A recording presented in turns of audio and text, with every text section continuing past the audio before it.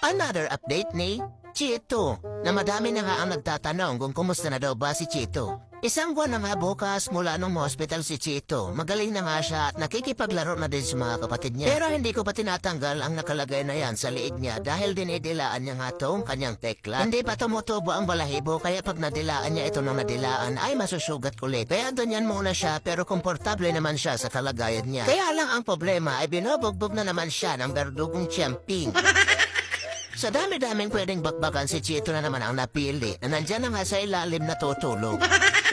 Mabuti na lang at gumaling na si Chito dahil napakahirap ng pinagdaanan niya. Sa isang araw, 3 klaseng gamot ang kanyang iniinom sa loob ng 2 linggo. Kahit kompleto sa bakuna ang ating mga puso ay maaari pa rin itong magkasakit katulad na lang ng kay Chito na nakuha niya sa bakterya. Ang sabi ng veterinarian kung hindi daw magagamot ang naging katulad ng sakit ni Chito ay magigi itong pneumonia. Kaya napakahalaga na isugod agad natin sa veterinary kapag may napansin tayong kakaiba sa ating mga alaga.